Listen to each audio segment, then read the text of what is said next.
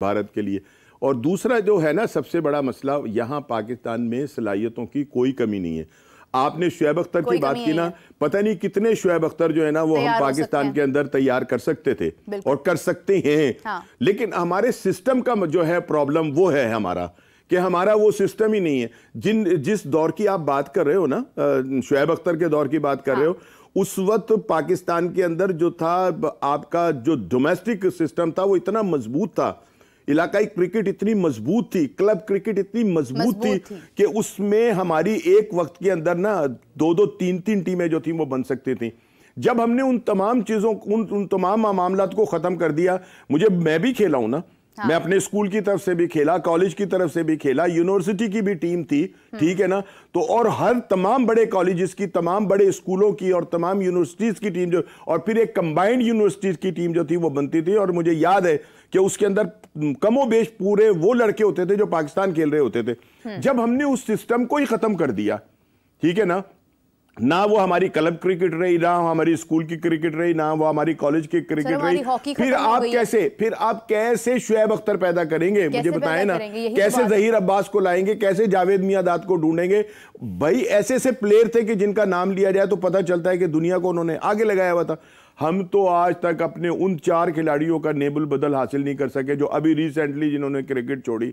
ना हम इंजमाम तलाश कर सके, ना मिसबाउल हक तलाश कर सके, ना यूनुस तलाश कर सके, ना शाहिद आफरीदी तलाश कर सके, ना रजाक को तलाश कर सके। तो ये हमारे सिस्टम का फेलियर है ना। हमारा मोहम्मद आमिर बहुत जबरदस्त प्लेयर था, इमाद वसीम बड़ा अच्छा प्लेयर था जिनको हम लोग रिक्वेस्ट करके वापस लेकर आए।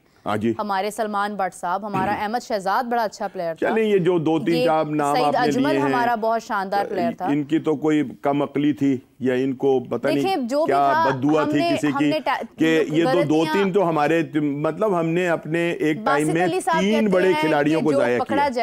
जो पकड़ा जाए वो चोर, जो बच जाए वो कोई भी। असल बात ये कि जो पकड़े गए ना उन्हें भी माफ कर दिया गया। हाँ, लेकिन तो और ये मतलब ये कि ऑन रिकॉर्ड है ये बात, ठीक है ना। उनको भी मतलब ये कि अगर तो उनको बचाया गया जो आज के बड़े नाम हैं। और मेरा ख्याल है कि भारत ने भी अपने ना बहुत सारे खिलाड़ियों को, इतने बड़े बड़े नामों को ना सिर्फ इसलिए बचाया कि वो भारत का फ्यूचर थे। और उन्होंने भी बड़े बड़े ब्लंडर मारे हैं, वो भी फिक्सिंग के अंदर शामिल रहे, सारा कुछ रहा है, ठीक है ना। लेकिन उन्होंने अपने खिलाड़ियों को बचा लिया। अनफॉर्चुनेटली हमने जरा थोड़ा सा इस मामले के एक ही टाइम के अंदर दुनिया के 3 बड़े खिलाड़ी जो थे ना वो फारिग हो गए। मैं पूरे दावे से कह सकता हूं मोहम्मद आसिफ का कोई जोड़ था पूरी दुनिया में जब वो खेल रहा था? नहीं। वो ऐसा प्लेयर था कि बस मुझे रोना आता है खुदा की कसम जब मैं याद करता हूं ना कि यार हमारे पास से आसिफ चला गया, यार हमने इतना अरसा 5 साल जो था आमिर को गवा दिया, यार हमने एक अक्लमंद कप्तान, एक अक्लमंद खिलाड़ी जो था बट की सूरत के अंदर उसको जाया कर दिया।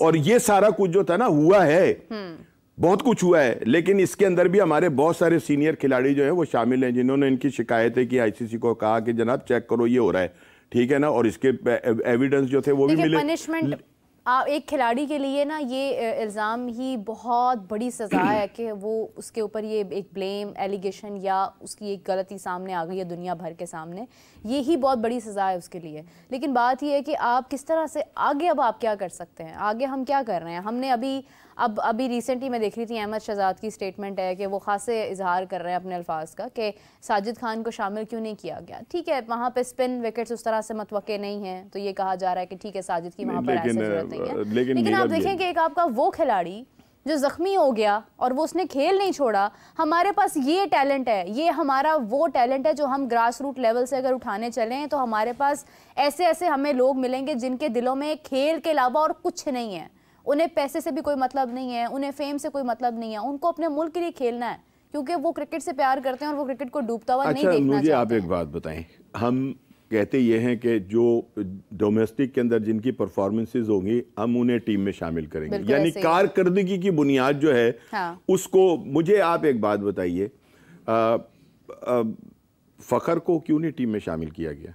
उनकी एक बीमारी रिकग्नाइज हुई है जो कि खबर बाहर आई है कि उनको हाइपर थायरॉयडिज्म है और उसकी वजह से शायद उनका वज़न भी गिर रहा है और अगर वो बहुत ज़्यादा खेलते हैं तो उनकी सांस फूलती है ये कुछ चीज़ें जो हैं वो सामने आई हैं, हकाइक सामने ये तो अब कर रहे हैं ना। अभी वो जो चैंपियंस कप हो रहा है उसके अंदर भी वो खेल रहे हैं, तो वो उसमें क्यों खेल रहे हैं? उसमें इसलिए खेल रहे हैं, कहा यह जा रहा है कि वो एक शॉर्ट फॉर्मेट है, तो इस वजह से वो 20 तो शॉर्ट फॉर्मेट के लिए तो उनको टीम में शामिल करना था, T20 के लिए तो उनको शामिल किया जाने का रौला था, क्यों नहीं उनको भाई बात ये है, जब तक हम लाइकिंग और डिसलाइकिंग से नहीं निकलेंगे ना, हम कभी भी नताइज जो है ना वो बहुत अच्छे नहीं ले सकते। एक खिलाड़ी और मैं आपको बताता हूँ, इमाम उल हक, अभी उसने अपना 600-700 रन जो हैं वो कर दी, हाँ। ठीक है ना, तो और आइडियल प्लेयर वो वर्ल्ड अपना वनडे का, उसका क्या कसूर है? हसन अली खेल रहा है, डोमेस्टिक खेल रहा है, जब से वो डोमेस्टिक में गया उसने एक दिन नहीं छोड़ा, वो डोमेस्टिक हसन अली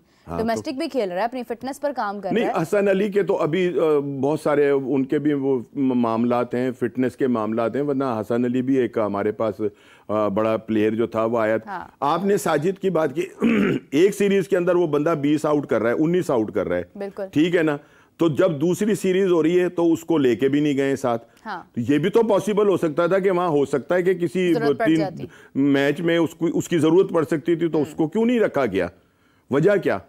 अब खैर ये वो बेहतर समझते हैं जो टीम सेलेक्ट करते हैं, लेकिन जाहिरी तौर के ऊपर जो जमीनी हकायक हैं उनको भी तो देखना होता है ना, कि अगर परफॉर्मेंस बुनियाद है किसी खिलाड़ी की चुनाव की, तो फिर परफॉर्मेंसेज आपके सामने पड़ी हुई है, बिल्कुल ऐसे इनको लें, इनको यूटिलाइज करें, ठीक है ना।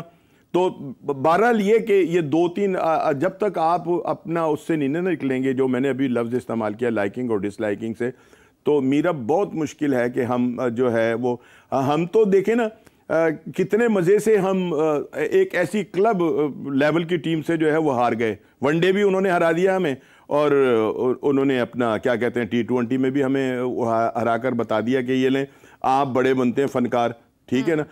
अब खाली ये कि ये जो शिकस्त थी ये क्यों हुई, इसके ऊपर भी सोचना है कि क्या मतलब लड़कों का मिजाज जो है वो नहीं था जिनको खिलाया गया, जिस खेल के लिए उनका चुनाव किया गया, ठीक है ना। और उन हारना जो है ना ये बड़ा अलार्मिंग है, ये सोचना पड़ेगा कि ये क्यों हारे हैं।